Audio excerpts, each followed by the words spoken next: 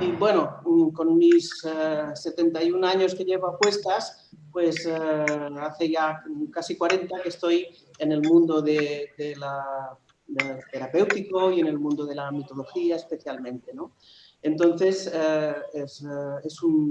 es mi gran pasión la mitología y es algo que vengo haciendo de hace, ya como os digo, de hace muchos años. Y tengo un libro publicado que al final saldrá el título y todo esto, aunque ahora últimamente me he dedicado mucho a la mitología femenina porque está como es bastante conocida todos los aspectos, podríamos decir, heroicos de la mitología, pero en cambio los aspectos como más interiores o más profundos de los aspectos femeninos no están tan tenidos en cuenta o tan vistos, ¿no? Y creo que nos pueden ayudar mucho en el proceso personal, ¿no? Por lo menos yo como terapeuta lo he vivido.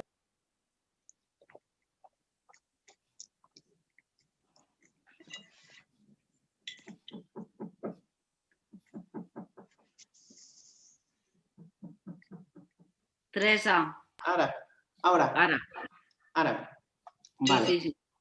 Sí, los aspectos femeninos, de alguna forma, como os decía, están como más silenciados, pero nos hablan de aspectos como muy cotidianos y de emociones que conocemos muchísimo, ¿no? Los vais a ver ahora cuando os lo explique, ¿no? Entonces, de alguna forma, se trataría como de ver qué nos pasa cuando nosotros conocemos ese mito, qué sentimos y por ejemplo, esto ya lo iré explicando, pero se trata un poco de ver qué personaje es el que más nos impacta, qué es lo que vemos que en nuestra vida se repite más. Y entonces los mitos como nos ayudarán, casi como os diría, como a desprendernos de esas emociones que a veces se nos quedan como atrapadas o enganchadas, ¿no? Como os digo, lo he trabajado mucho en terapia. Lo he trabajado mucho los mitos de cada persona y siento que es muy útil. Bueno, entonces voy a empezar y os voy a explicar. Primero voy a hacer un aspecto, como podríamos decir, didáctico, de explicar lo que es un mito, para qué sirve, cómo funciona y todo esto. Y después os haré como una pequeña reseña bueno, he puesto 8 o 9 mitos que os darán como una especie como de visión un poco global de unas cuantas emociones que todas en algún momento podemos sentir, ¿no? Entonces, después de eso, me gustará como que digáis lo que os parece, de que preguntéis lo que creáis conveniente y ya está, pues eso. Entonces ahora voy a compartir la pantalla. Mientras comparto la pantalla, que tengo unas imágenes que como que tienen que ver con todo lo que voy a ir hablando, bueno, pues ahora las pondré. ¿Vale? Bueno, el título que le he puesto es esto de las mujeres en la mitología, una mirada interior, ¿no?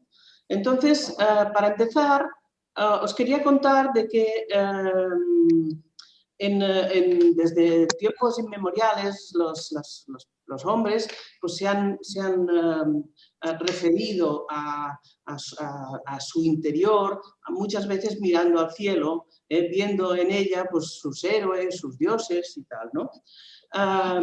Pero antes que eso, me gustaría hablaros de cómo se estructura todo ese aspecto mitológico que tiene que ver con el símbolo. Para explicar todo el tema mitológico hay que comenzar con el símbolo.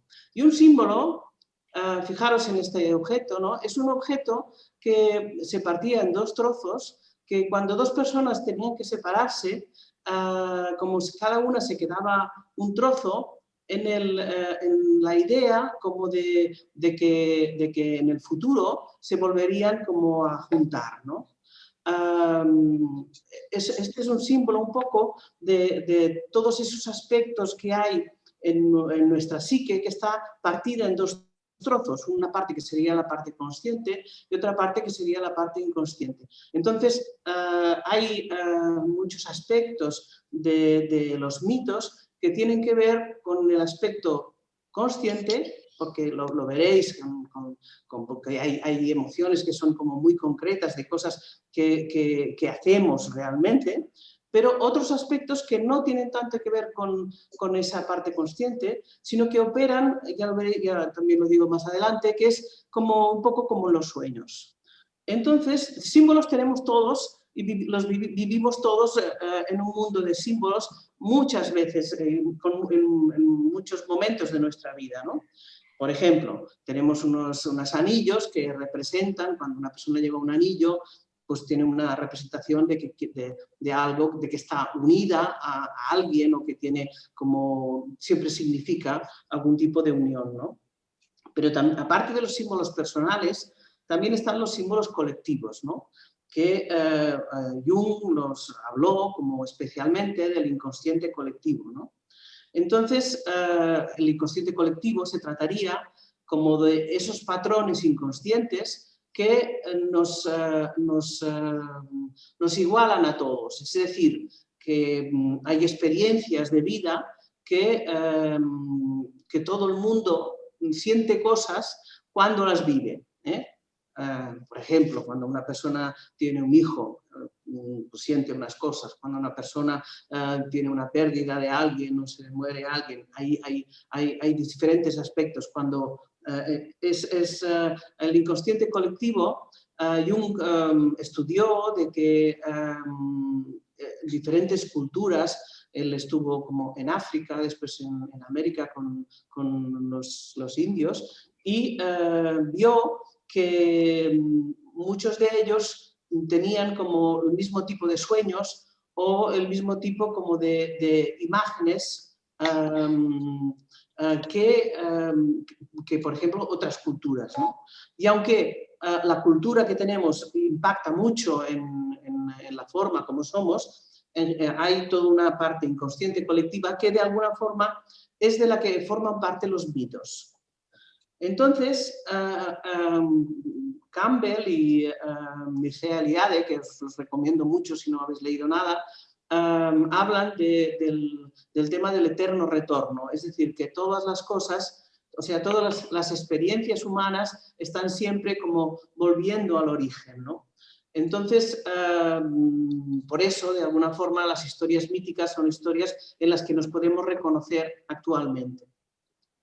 Lo necesario sería como mirar o intentar mirarlas desde otro punto de vista, con otro espejo, con otra forma, ¿no? Pero para empezar a hablar de esto, os tengo que hablar de la sombra. La sombra es, según Jung, supongo que muchas ya lo sabréis, es el aspecto de los aspectos psíquicos o psicológicos de una, que normalmente no vemos, pero en cambio otros sí que ven de nosotros.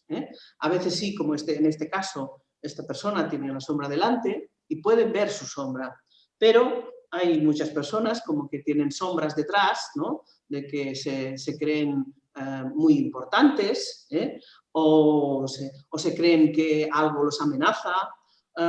El tema de la sombra sería como todos los aspectos que tanto pueden ser buenos como malos, en un sentido, entre comillas, tal, ¿no?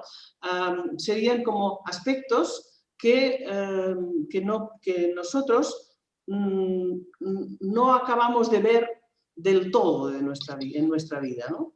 Es como todas seguro que sabéis que muchas de las decisiones que habéis tomado en la vida a veces no tienen nada que ver o muy poco que ver con aspectos lógicos o como aspectos como racionales, claros y tal, ¿no? Sino que dices, bueno, pues me ha surgido este ímpetu, esa cosa, y el tema más claro sería el amor, ¿no? Cuando sentimos amor a veces hacemos cosas como que racionalmente no haríamos, ¿no? Entonces, el tema de la sombra, el tema de los mitos es que nos dejan ver aspectos de sombra que estarían en ese punto inconsciente. Entonces, lo interesante en una sombra es unirla o juntarla, que tengamos como que nos hagamos amigos de nuestra sombra de alguna forma, ¿no? Que sepamos que esto de alguna forma es lo que se trabaja básicamente en terapia, ¿no? Entonces, en los mitos, y para eso voy a poner unos mitos actuales del Juego de Tronos, en todas las culturas y en todas las épocas hay héroes, heroínas, personas que son buenas y después resultan malas, personas que son malas pero resultan buenas, personas temibles, personas... bueno, hay de todo, ¿no? Como si habéis visto la saga de Juego de Tronos, ¿no? Y de alguna forma esos personajes y la evolución que ellos van haciendo sería un poco el trabajo que se puede hacer con los mitos, ¿no? Sabéis que, por ejemplo, Darth Vader antes era un niño muy tierno y muy emocional y después se vuelve Darth Vader, o Yoda, que es un hombre sabio. Ahí hay, en todas las culturas y en todas las épocas hay mitos y hay protagonistas, antagonistas y de todo, ¿no? Y lo interesante sería juntar los dos aspectos, ¿no? Un aspecto muy básico de la sombra que habló Jung es el concepto de el animus y el ánima, que no me voy a extender porque si no estaría aquí mucho rato, pero tiene que ver con para las mujeres el aspecto masculino que tenemos dentro y para los hombres el aspecto femenino. No tiene nada que ver con orientación sexual ni nada, sino sencillamente como juntar los arquetipos, los tipos interiores, que en un caso masculino son más activos y en un caso femenino son más receptivos.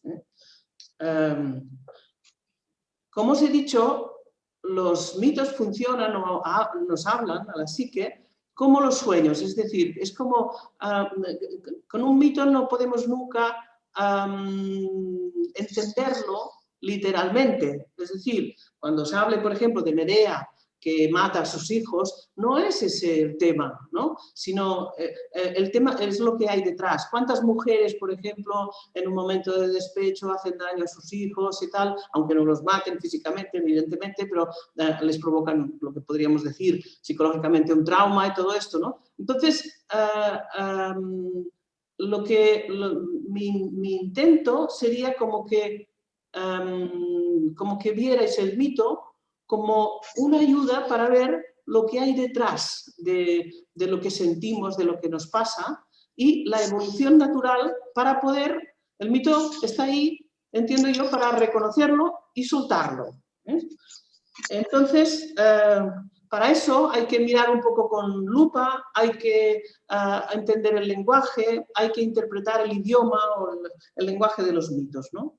Y sobre todo ir más adentro. Es como que hay lo simplemente racional es un aspecto, pero después está lo emocional, después está lo más, podríamos decir, instintivo en algunos aspectos sería el aspecto fuego, es lo que nos mueve o lo que no es una emoción en un sentido típico de sentir las cosas, sino de qué es la motivación, lo que nos mueve, lo que nos lleva. Entonces hay que mirarlo desde diferentes ángulos y desde diferentes perspectivas, ahondando cada vez un poco más, ¿no? De ahí como ese sentido como interior. Entonces, os invito como a ver todas las mujeres que hay dentro de vosotras. Esta sería la historia, ¿no? Entonces vamos a empezar primeramente por la cultura. Y en la cultura, en nuestra cultura, o sea, os voy a enseñar diferentes culturas cómo trabajan los arquetipos femeninos, ¿no?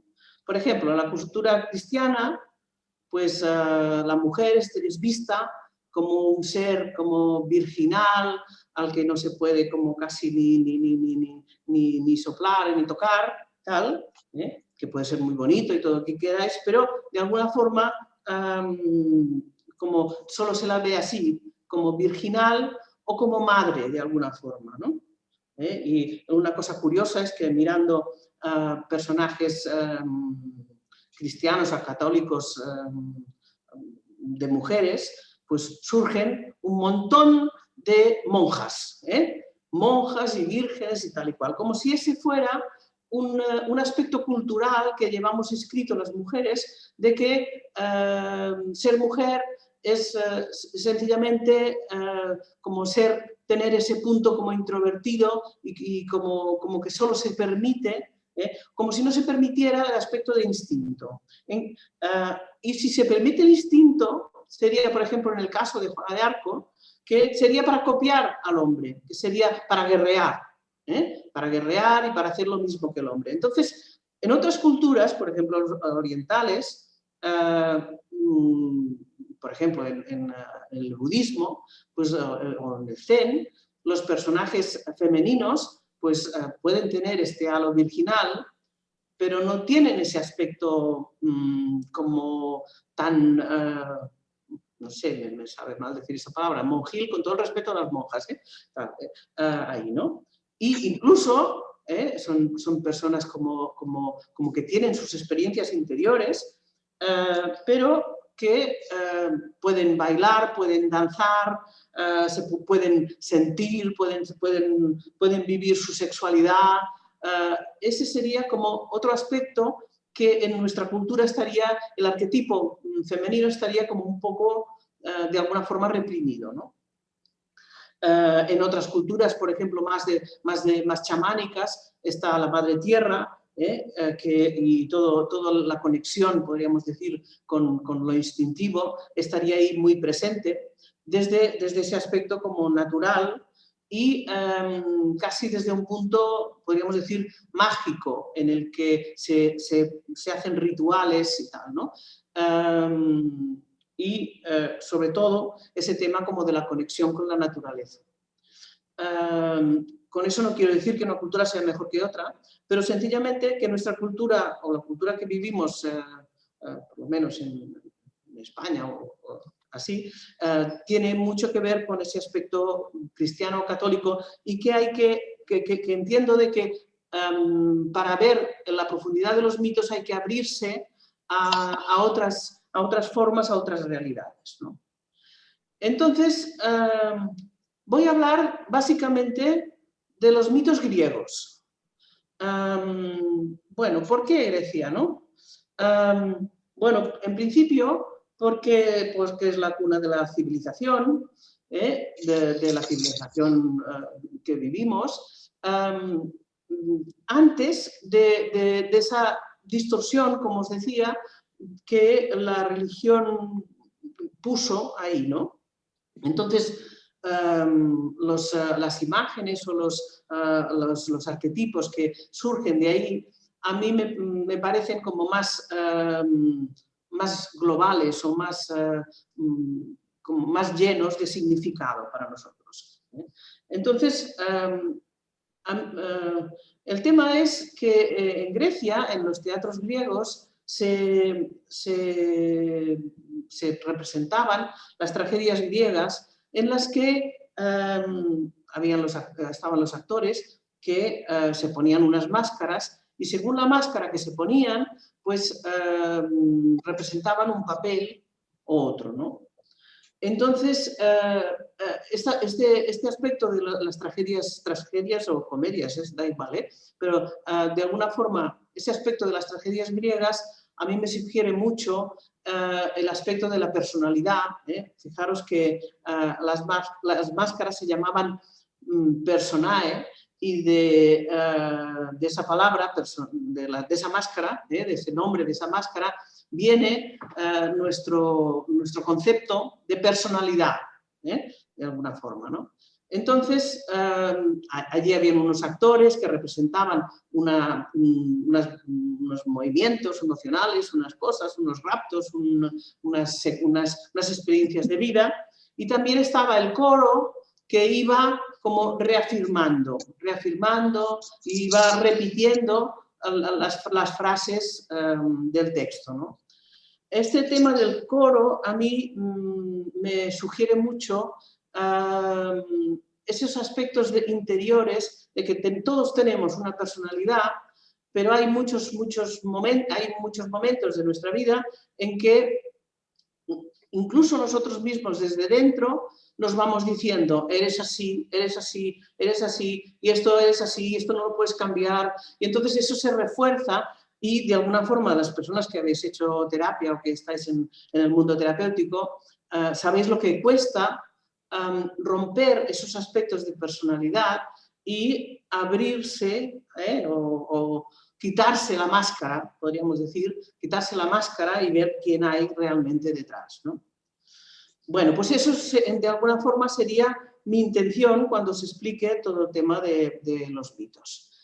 Entonces, para empezar, todos sabéis, cuando decimos mitos, todos nos imaginamos esto, pues a Aquiles como luchando en la guerra, ¿no? Ulises haciendo como unas grandes aventuras y unas grandes cosas, ¿no? Pero en cambio nunca tenemos la conciencia de como de las cosas que vivimos, por ejemplo, cuando tenemos una crisis personal, cuando se acaba una relación, cuando no nos sentimos libres y todo eso. Y eso serían aspectos que en la mitología también están descritos, pero en cambio no hay tanta literatura, no se le ha dado tanto bombo, y eso es obvio de que ha pasado siempre así, ¿no? El tema de las mujeres siempre estamos en ese segundo plano, ¿no? Y no es que no haya mujeres, porque si os fijaros aquí, hay mujeres, hay un montón de mujeres poderosas que han vivido cosas impresionantes en su vida, que han hecho un montón de cosas, pero en cambio no hay tanta cultura como de expresar de ver cómo han llegado a ese punto o qué han hecho en su vida para llegar a ese punto. Yo pienso que ahora mismo, actualmente, empieza como hay muchos personajes femeninos, como veis aquí, de Juegos del Hambre, o muchos personajes que veis aquí, son mujeres como que realmente expresan estos arquetipos de los que después vais a ver en los mitos, vais a ver como diseccionados de alguna forma, ¿no? Y los podéis ver como más profundamente. Bueno, entonces, ¿por qué he escogido los mitos griegos? Pues porque realmente fijaros que en los mitos griegos se habla de diosas, las diosas del Olimpo, los dioses del Olimpo, en este caso las diosas, ¿no?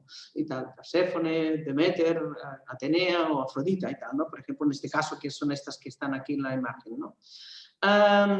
Yo pienso que de lo que se trata es que no se trata de vernos o de vivir la vida como unas diosas, sino que se trata de que estas diosas o estas experiencias que viven estas mujeres, estas diosas, son las mismas que vivimos nosotros, ¿no? Entonces se trata como de llevarlo a nuestro terreno, a nuestra vida personal.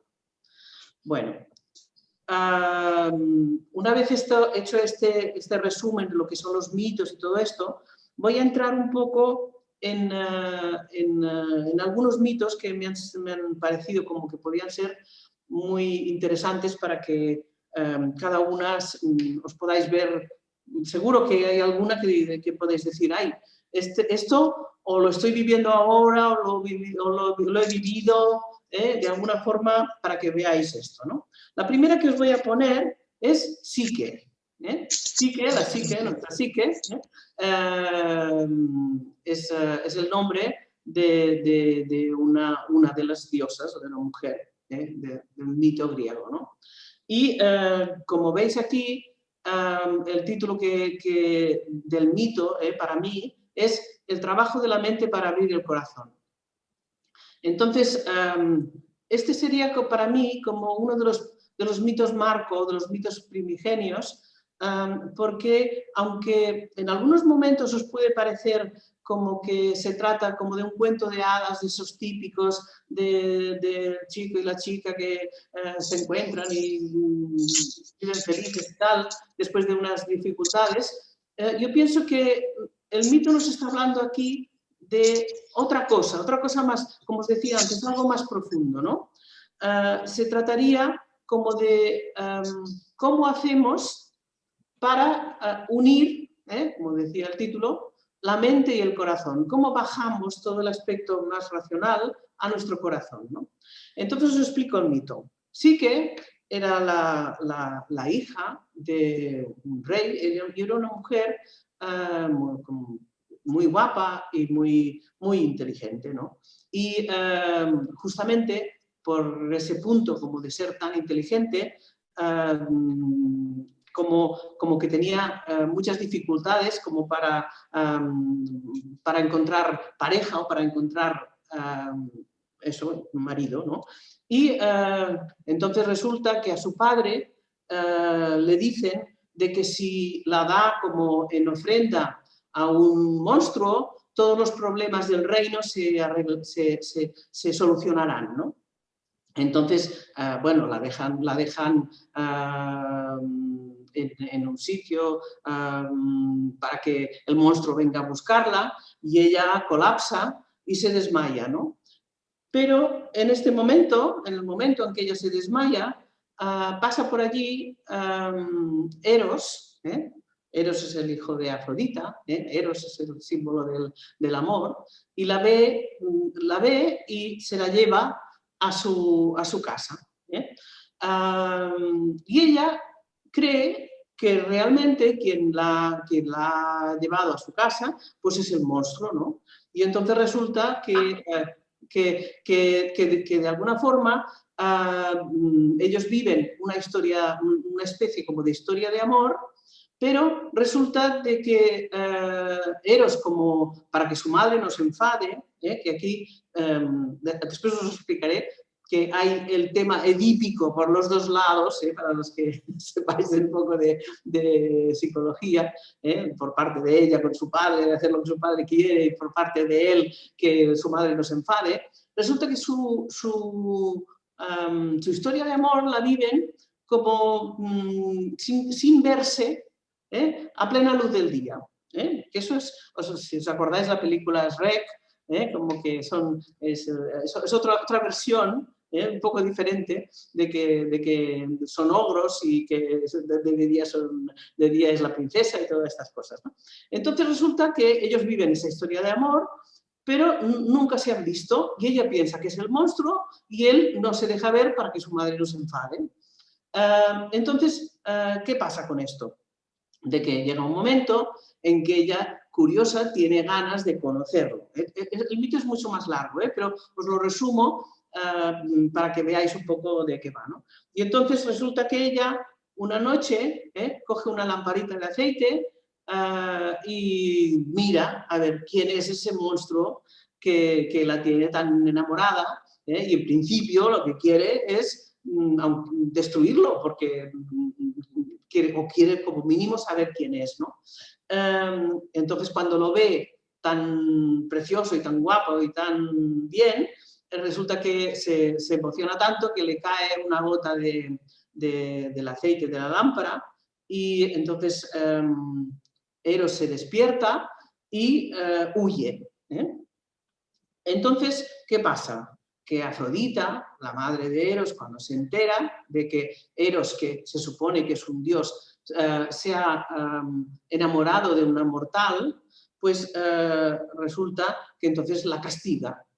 Castiga a Psique, la encierra y le hace como hacer unos trabajos tremendos que ella le dice, si pasas estas pruebas podrás estar con mi hijo, pero si no, no. Entonces, resulta que la primera de estas pruebas es recoger todo un montón de semillas que estaban todas juntas en una noche. Ella, cuando ve que tiene que hacer ese trabajo tan arduo, se queda absolutamente petrificada y no sabe qué hacer y tal.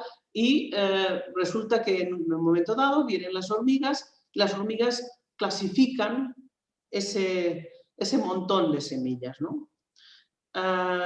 Este primer trabajo, fijaros que si lo traducimos lo que hemos visto hasta ahora. Se trata de que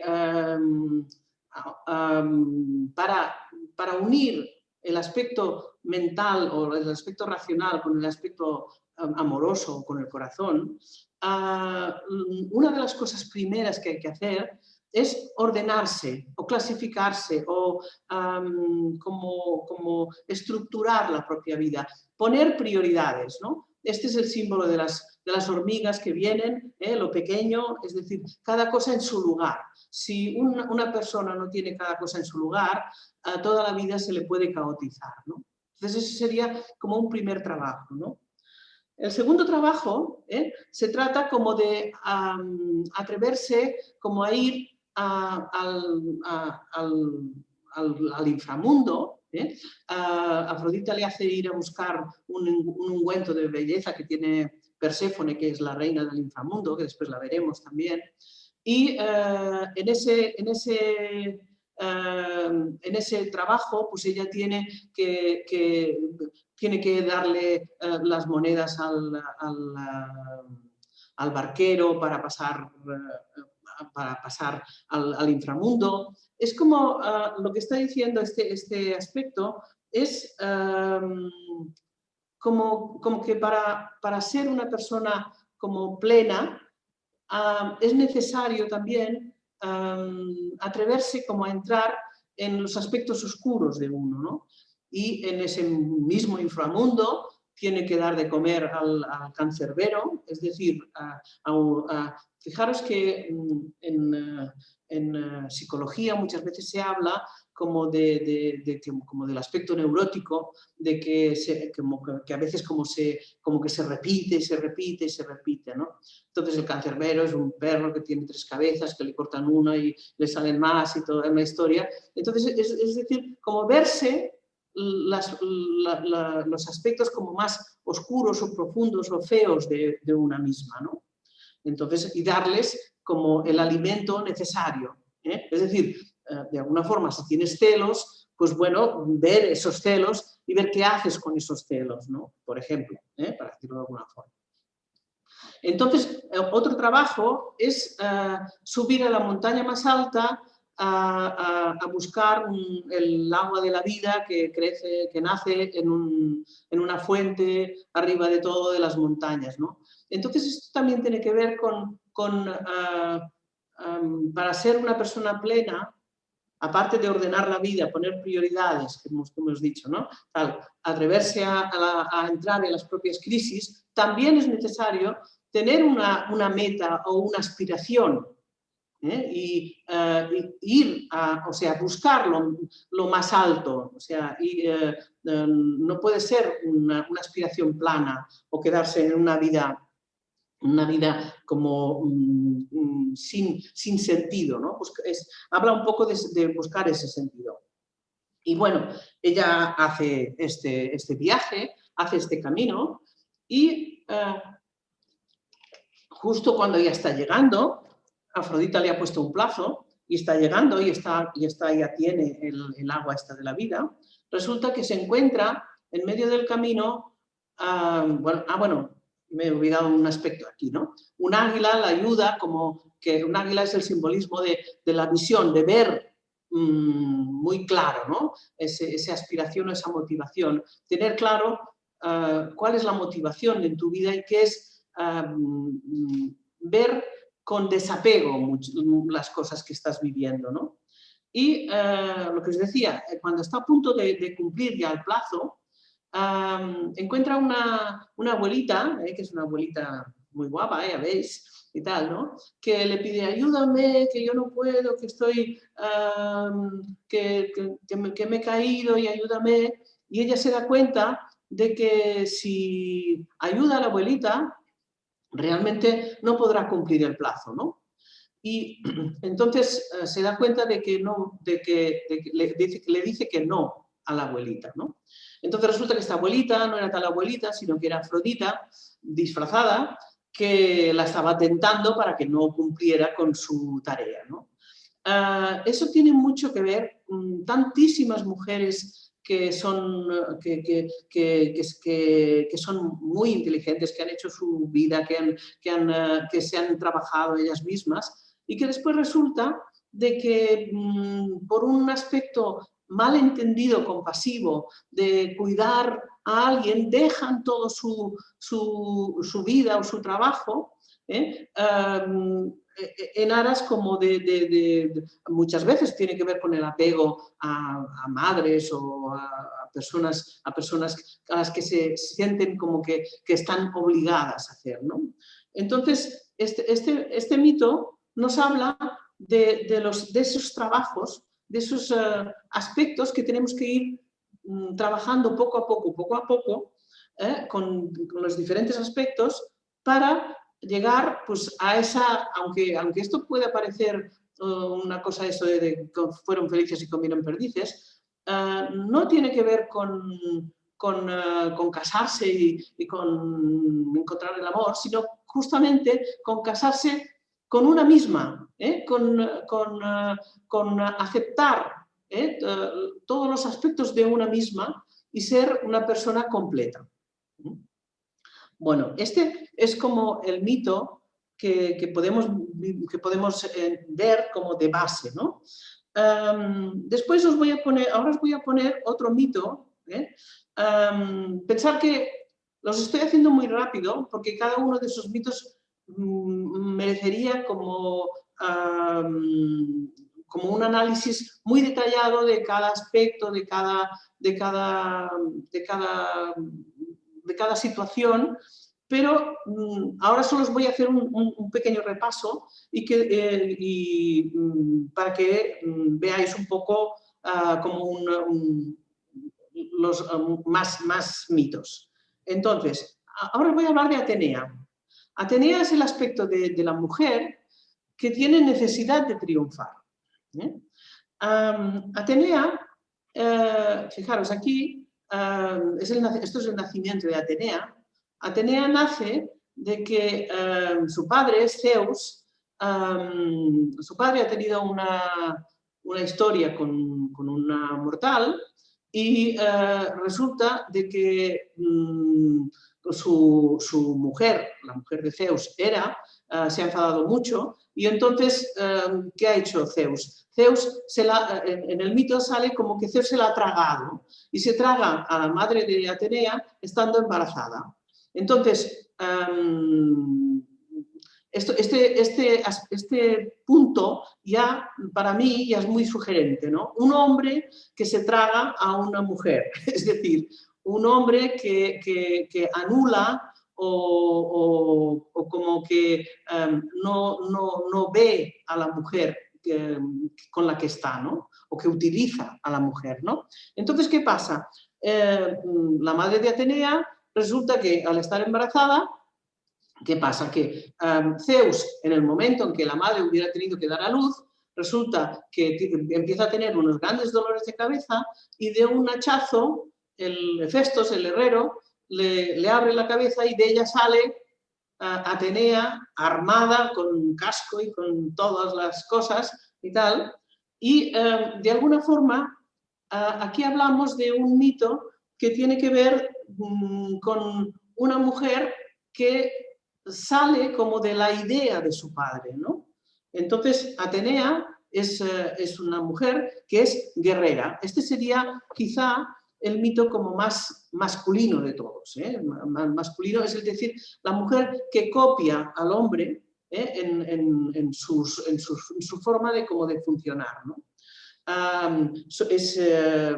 Bueno, Atenea el mito de Atenea tiene como muchos aspectos y muchas ramificaciones y es muy civilizadora, es la patrona de Atenas y tiene el búho que es la lechuza que es como el símbolo de sabiduría y hay muchas cosas, pero de alguna forma Atenea es la mujer guerrera, la mujer que lucha por lo que quiere. Es decir, si lo traducimos a nuestro mundo, serían las mujeres que tienen una necesidad tremenda de triunfar y de demostrar, entre comillas, a su padre, Zeus, y tal, que son buenas, que hacen lo correcto, que son interesantes, tal, ¿no? Entonces, en estas mujeres, hay muchas mujeres en el mundo de los negocios, en muchos sitios, pero también podéis verlas en vosotras mismas, en aspectos en los que queréis ser las mejores, ¿no?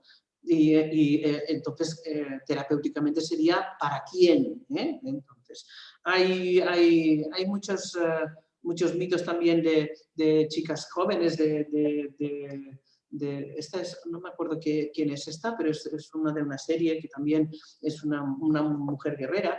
Y realmente yo entiendo de que hay momentos en la vida de una mujer que es necesario ser guerrera, es necesario ser guerrera. Entonces, como para decirlo de alguna forma, los mitos nos dan aspectos de nuestra vida, pero también los podemos utilizar. Es decir, si yo quiero conseguir algo en la vida o quiero llevar a cabo una carrera, tengo que empoderarme en el estilo Atenea, para decirlo de una forma, ¿no? También os voy a hablar de, este es un mito que tiene algo que ver, porque Atenea es una mujer guerrera, pero también tiene un aspecto competitivo. Esta es Atalanta. Atalanta es una mujer que era una deportista, una mujer que corría mucho y que hacía como que era muy veloz, y resulta que todos los hombres que querían estar con ella, ella los retaba a una carrera y en el mito, si no la ganaban, los mataban, Entonces, Hipómenes, que es este chico de aquí, de la foto esta, resulta que se inventa una cosa que creo que se lo dice Afrodita, ahora no me acuerdo muy bien, que es, en medio de la carrera, tira al suelo unas manzanas de oro del árbol de las Hespérides, son unas manzanas de oro y tal, ¿no? Y entonces Atalanta no puede quedarse sin cogerlas, curiosa como es y tal, y entonces así es la única forma que Hipómenes la puede ganar y al final pues llega un momento en que pueden estar juntos y tal, ¿no? Si lo traducimos al lenguaje del 2021, ¿cuántas mujeres, por ejemplo, que son muy buenas en lo que hacen y tal, retan en sus relaciones a los hombres, a sus parejas, a sus amigas o quien sea, y de alguna forma en ese aspecto competitivo, como que les falta la compasión o el amor, que es lo que está representado justamente por el árbol de las Hespérides, ¿no? Entonces, de alguna forma, cuando una persona competitiva recoge el relevo de la manzana del amor, de alguna forma puede entonces estar con otras personas y de igual a igual, ¿no? Bueno, este sería como una variante del aspecto de Atenea, pero más hablando del aspecto competitivo. Bueno, las mujeres, como el mito este del feminismo, tiene mucho que ver con todo este arquetipo de Atenea, de la competición y de la mujer guerrera. Bueno, ahora os voy a hablar de otro mito muy diferente. Perséfone, que se trata como de aceptar las crisis para crecer. Perséfone, este mito, yo creo que lo voy a juntar un poco con el mito de Deméter, porque Perséfone y Deméter son madre e hija y están muy unidas y son dos personajes que Deméter siembra, Perséfone siembra en la primavera las semillas y Deméter es la que recoge todo lo que ha crecido, ¿no? Las espigas y todo esto. Entonces son como dos personajes dependientes y que no saben vivir el uno sin el otro, ¿no? Pero ¿qué pasa? Que Perséfone en un momento dado está con sus florecitas y en el campo y muy ingenua y muy así, y hay un viento tremendo que llega y se abre la tierra y Hades, el señor del inframundo, pues la rapta porque la ve tan preciosa y tan bonita que la quiere para él, se enamora.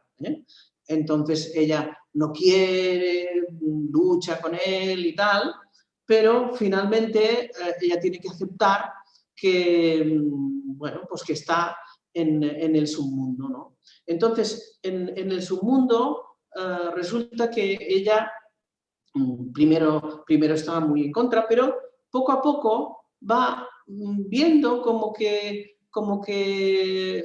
va aceptando la fuerza o el poder que le da ese haber entrado en la propia crisis, y a partir de eso se vuelve, es como si hubiera madurado o se hiciera mayor. El mito tiene muchas versiones y en otro momento, si queréis, os explico este mito solo, pero de alguna forma, al aceptar la crisis, Perséfone, es muy diferente esta Perséfone que la primera que habéis visto. Perséfone crece y en ese crecer pues, puede llegar a ser como una mujer hecha y derecha. Y acaba siendo como la reina del submundo y acaba amando al Hades, es decir, acaba aceptando la propia crisis. Ese sería el tema, ¿no? Pero mientras tanto, su madre Deméter, que es el tema de Deméter, es el ser madre y ella es como la madre tierra, que es toda su función es la función como de parir, de estar unida a su hija, de vivir toda esa historia de fusión. ¿Cuántas mujeres viven eso con sus hijos, ¿no? Cuando su hija se va, la rapta al Hades en el inframundo, ella se desespera, no quiere vivir, bueno, y tal. ¿Y qué hace entonces? Intenta buscar un personaje sustituto que lo que hace es, a ver, espera, sí, se va a hacer de nodriza o de canguro, como lo quisieras llamar, de otros niños, ¿no? Y entonces como que quiere que esos niños sean tan estupendos o fantásticos, los sumerge hay varias versiones de este mito. Una es que los sumerge en la laguna Estigia, que es la laguna de la muerte, otros que los pone en el fuego, y justamente para que salga su divinidad. Este es un mito que tiene mucho que ver con esas madres que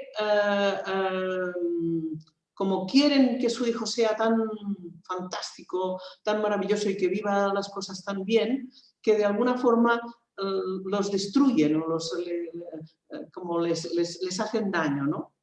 Entonces, la madre del niño que está intentando, entre comillas, hacer divino y tal, se enfada y cuando lo ve, y ella tiene que ir a buscar a su hija, ¿no? Y finalmente encuentra a Perséfone en el Hades, aquí hay un encuentro, y en ese encuentro si os habéis fijado antes, aquí, a ver, ¿dónde está? Aquí. Perséfone llevaba una granada en la mano, ¿no? Entonces, resulta de que cuando Deméter va al inframundo a buscar a su hija, cree como que su hija ya va a estar con ella y ya todo va a volver a ser como siempre, como antes, la normalidad, que decíamos, la nueva normalidad, eso tiene mucho que ver con el mito este.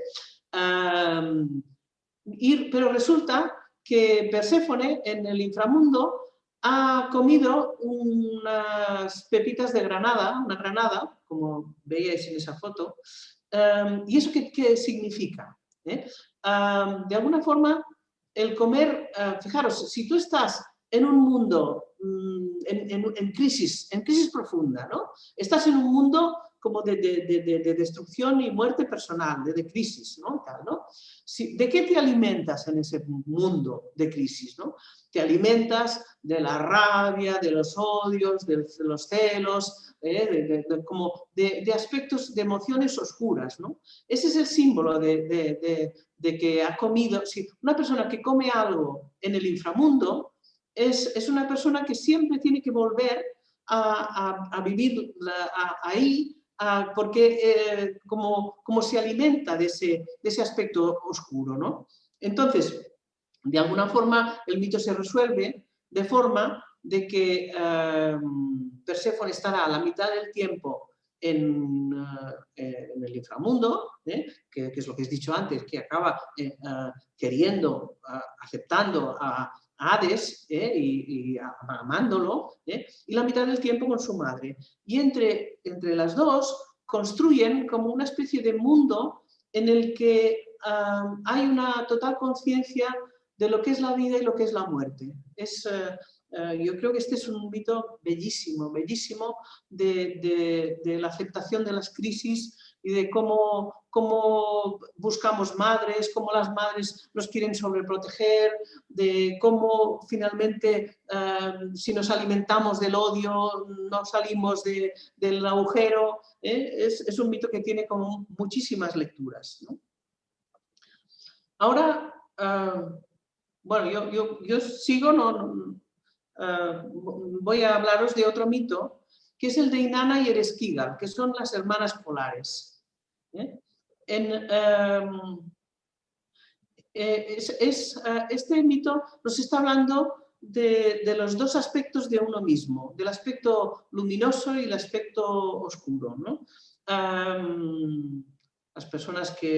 Muchas veces las personas que tienen el signo de Géminis viven esa polaridad. Entonces, pero no hace falta ser del signo de Géminis para vivir esto, ¿no? O sea, ¿cuántas personas habéis vivido, si tenéis hermanas, como que una es la aceptada, la que es buena, la buena y tal y cual, y otra es la más rechazada, ¿no? Y esa especie como de dualidad entre los dos aspectos. Y este mito nos habla muchas veces como de la envidia, de un aspecto, de la idealización del otro, y tal, ¿no? Entonces, a ver, aquí Inanna es como, para decirlo de alguna forma, la buena, la bella, la preciosa, la que todo el mundo quiere, es la reina del cielo, de lo que sea, y Ereshkigal sería como la reina del mundo como más interior o más oscuro, ¿no? Entonces, resulta de que en este mito Ereshkigal enviuda, y entonces está absolutamente desesperada porque además está embarazada, tiene que dar a luz y de alguna forma está de duelo, ¿no? Y entonces su hermana Inanna va a darle el pésame, ¿no? Pero resulta que Ereshkigal está tan enfadada porque la otra lo tiene todo y ella no tiene nada y encima se ha muerto su marido y todo esto, que la hace descender, en un sentido literal, al mundo como más, o sea, de alguna forma la quiere destruir, ¿no? Y le hace pasar por 7 portales que cada uno tiene que ver con diferentes aspectos de lo psíquico y tal. Y o sea, cuando ya parece como que Ereshkigal ha matado a su hermana, hay un rescate, eso no os lo explico, porque viene de un aspecto de la comprensión o de lo mental, que sería muy largo de explicar ahora, que es, de alguna forma, cuando el Skigall, ¿cómo puede soltar a su hermana? Puede soltar a su hermana cuando se siente comprendida. Y entonces hay unas mujeres que son las plañideras que van como a decir, ay, pobre, pobre, ¿qué te está pasando? Qué mal te lo estás pasando. Y ahí el Skigall, que era la que tenía como ese punto como tan rabioso, tan de odio, se ablanda de alguna forma y entonces deja volver a su hermana a que vuelva a su mundo, ¿no? Este mito yo pienso que tiene mucho que ver con ese punto como de ver la polaridad en la que estamos atrapadas, ¿no? Y cómo podemos soltar esa polaridad. Podemos soltar esa polaridad realmente compartiéndonos de nosotras mismas también, ¿eh? Y abriendo esa luz, ¿no? Bueno, otro mito, Arianna y Pasífae, que es el poder del deseo, ¿eh? Arianna es, bueno, primero voy a hablar de Pasífae. Pasífae es la mujer de Minos, el rey de Creta, que se enamora del toro de Poseidón y en su deseo tan furibundo de pasión, pues copula con el toro y como de esa unión nace el Minotauro, ¿no? Sería como, por ejemplo, de esas uniones que sentimos como tan pasionales y tan fuertes en nuestra vida, que a veces como encarnamos o nacen monstruos, ¿no? Yo me acordaba no me acuerdo cómo se llamaba esa película, pero es una película en la que hay una historia tremendamente pasional de que cuando esa historia una de las dos personas la termina, la otra la quiere matar y bueno, es como el poder ese del deseo desatado, ¿no? Entonces, bueno, sabéis la historia del Minotauro, que está Teseo y Ariadna. Espera, que aquí me he saltado un momento. Sí. El Minotauro está encerrado en el laberinto y le dan comida de los enemigos, ¿no? ¿No? Entonces, Teseo se ofrece como para ir a matar al Minotauro, cosa que nadie ha podido hacer. ¿Y cómo puede entrar en el laberinto, ¿no? Porque Ariadna le ha dado un ovillo de hilo para que lo fuera desmadejando y para que no se perdiera en el laberinto, ¿no? Ese punto como del el poder este del deseo, ¿no? De la polaridad entre el hombre valiente que quiere matar todo lo que haga falta, el minotauro, lo que sea y tal, y la mujer paciente que le da como ese punto de vete con cuidado, con el ovillo, la imagen esa del ovillo del hilo, ¿no? Es la distinta forma que puede tomar el deseo, ¿no? ¿Y qué pasa con ese deseo? Que a pesar de que Ariadna haya dado ese punto como de racionalidad al deseo, de alguna forma, finalmente Teseo la acaba abandonando, porque cuando se acaba el deseo se acaba toda la historia, ¿no?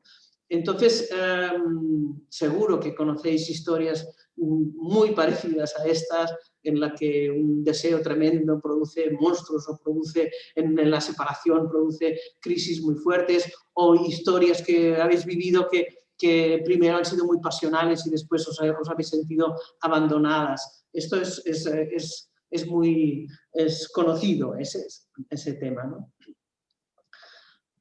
Bueno, otro mito, Cassandra. Cassandra nos habla de la responsabilidad de expresar los propios dones. Entonces, Cassandra es una mujer como que es una mujer muy intuitiva, muy perceptiva, una mujer que de esas mujeres como un poco mediums o chamanas o que tienen como una sensibilidad muy exagerada y que perciben las cosas, como muchas de nosotras, ¿no? Y tal, ¿no? Es una mujer como muy ritualista y que tiene como ese mundo suyo interior, ¿no? Pero ¿qué pasa con Cassandra? Cassandra es la hija del rey de Troya y resulta que en un momento dado ella dice que su hermano Paris, si se casa con o si rapta a Helena, realmente eso destruirá a su pueblo, ¿no? Y entonces ella lo dice que vayan con cuidado, tal, pero resulta que nadie la cree, nadie la cree. ¿Cuántas mujeres son muy sensibles, perciben muchas cosas, pero realmente, justamente porque ellas mismas no son conscientes del propio don, no son escuchadas, o son ninguneadas, o son no sentidas, ¿no? Entonces ese es el mito de Perséfone, de Cassandra, que finalmente, cuando realmente como llega como a aceptar su propio don, se vuelve como una mujer sabia, una mujer realmente con poder personal. También podemos ver a Afrodita, que es lo que tiene que hacer es aprender a amar sin manipular.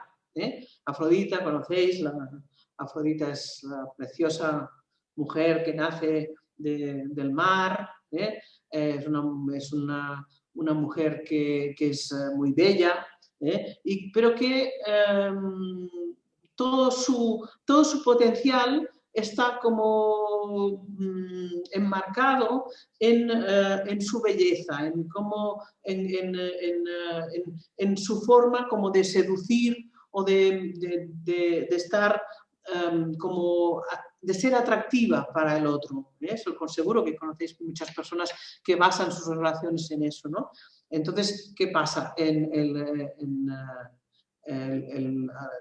Una preciosa Afrodita es la mujer que rapta a Paris, que es Helena de Troya y tal, y realmente todo eso, todo el lío, podríamos decir, que se monta alrededor de la pasión o del poder ese de seducción que tiene esta mujer, pues desencadenar, como hemos visto antes en Cassandra, la guerra de Troya, y de alguna forma el arquetipo de Afrodita es el de las mujeres que solo viven por ese tema seductor, por ese tema de que ellas, la única arma que tienen es esa, ¿no? Y en esa podemos ver un montón de personajes antiguos, actuales, para decirlo de alguna forma, que basan toda su vida en ese aspecto físico. Y entonces, evidentemente, hay un aspecto ahí en el que no saben vivir una relación clara o realmente limpia, ¿no? Bueno, después vamos a ver a Medea. Como veis, esto en algunos aspectos va como increciendo, ya no quedan muchas, solo quedan 3. Medea es una mujer que es una mujer muy sabia, que sabe de conjuros y que es como una mujer que tiene como mucha capacidad sanadora y es una mujer muy sabia, ¿no? Pero, ¿qué le pasa? Que se enamora perdidamente Jasón, y Jasón es el enemigo de su padre, que es ese tema edípico, ya veis que sale muchas veces, ¿no? ¿Qué pasa? Que viven, Jasón la rapta, y entonces viven una historia tremendamente apasionada, pero llega un momento en que ella se da cuenta de que algo pasa, se da cuenta de que su marido tiene un amante, que hay otra mujer en medio, ¿no? Esto es muy conocido también actualmente. Y entonces se desespera, no puede soportarlo, toda su fuerza o toda la sanación que ella sabe para los demás no le sirve, y ella entra en un agujero de celos y de rabia en la que fragua un plan, ¿no? Entonces, en el mito hay dos aspectos. Uno que le regala, cuando su marido, Jasón, va a casarse con la nueva mujer, le regala un vestido envenenado que la carboniza. Ese punto como por ejemplo, muy típico de muchas mujeres cuando un hombre no las quiere, que hacen daño a la pareja, a la nueva pareja. Y finalmente, el tema fuerte es que decide, para que Jasón vuelva, fijaros qué locura, ¿no? Que para que Jasón vuelva con ella, ella decide como matar a sus hijos. Entonces, y piensa que así él le hará caso. Evidentemente, eso no es así, él no le hace caso, y entonces ella se rompe y se autodestruye, ¿no? En el final de la tragedia de Medea, si lo sabéis, si la leéis o la veis, tal, ¿no? Al final de la tragedia de Medea hay pasa que ella es tan duro y tan doloroso lo que ha hecho, que, por otro lado, a ver, si conocéis personas, por ejemplo, que se separan y tal, muchas mujeres hacen daño a sus hijos después de una separación, de una mala separación, de alguna forma, ¿no? Yo conozco algunas y tal, ¿no? Entonces, matar a los hijos no quiere decir matarlos físicamente, aunque en la tragedia evidentemente todo es muy exagerado, pero como ese punto como de destruir lo que más quieres para que el otro no sea feliz, ¿no? Es el tema ese profundo de los celos, ¿no? Al final, a mí me gusta de este mito, de que al final, en el mito, resulta que ella se va como volando, o no sé, que se convierte, el mito habla de que se va en un carro alado y se convierte en una constelación. A mí me gusta creer, más allá de que también podríamos ver como que Medea se escapa de la situación tan dolorosa que ha provocado, a mí me gusta creer de que ella ha aceptado su responsabilidad y que de alguna forma trasciende toda esa emoción negativa que le puede llegar, ¿no?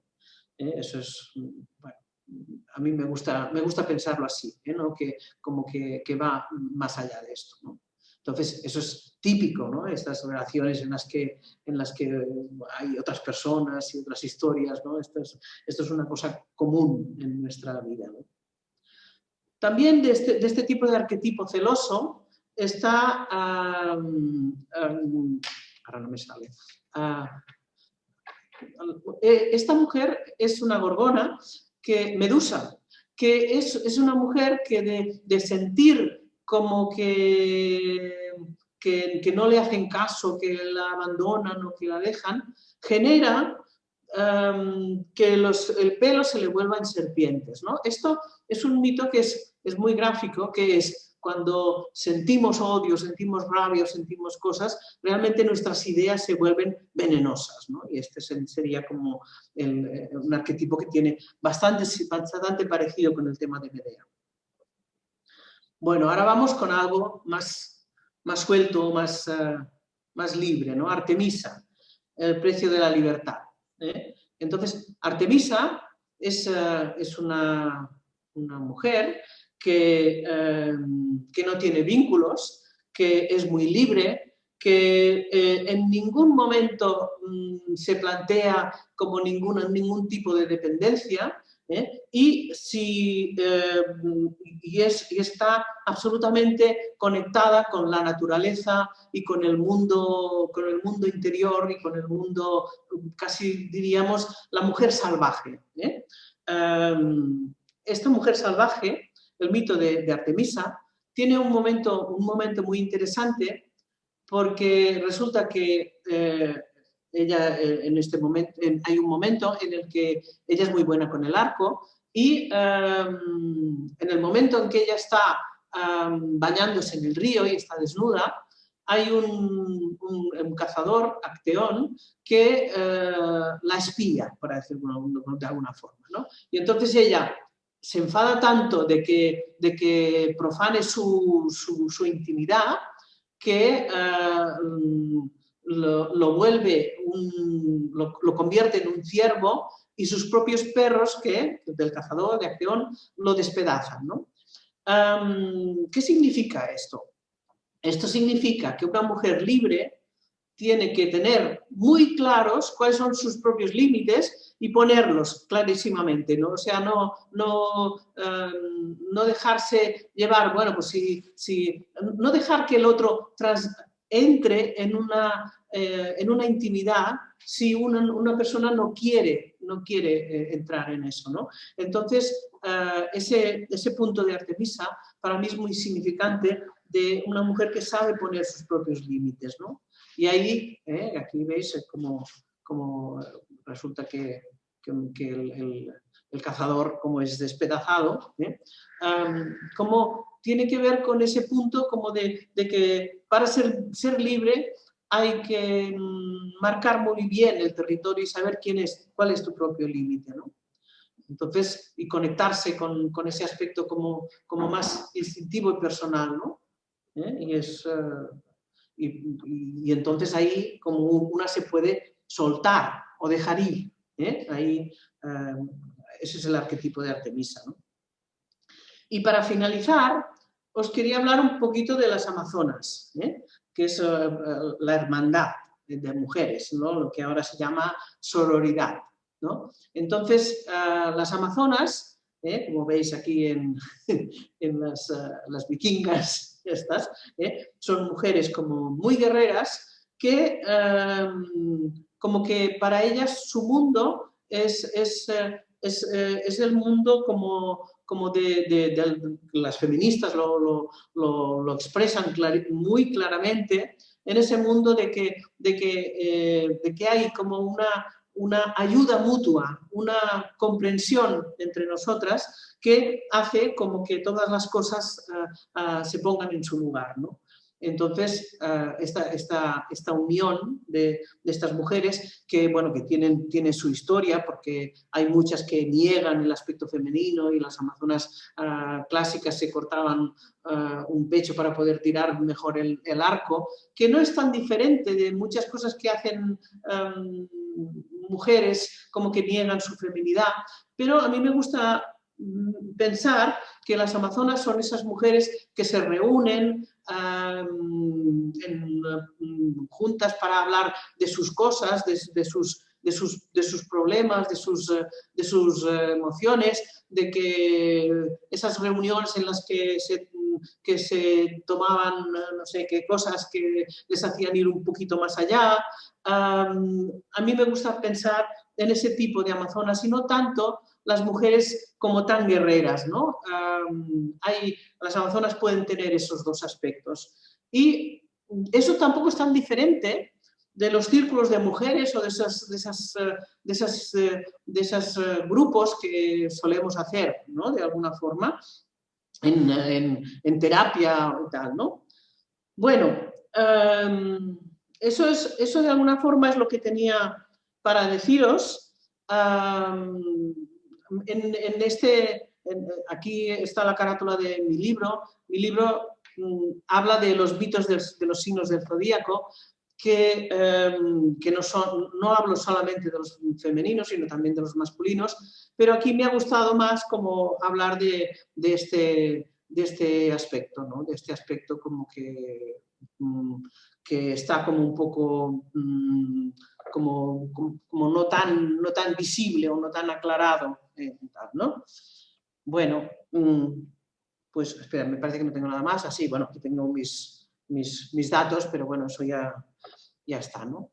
Bueno, pues Rebeca, pues esto ya está. Ahora si quieres parar.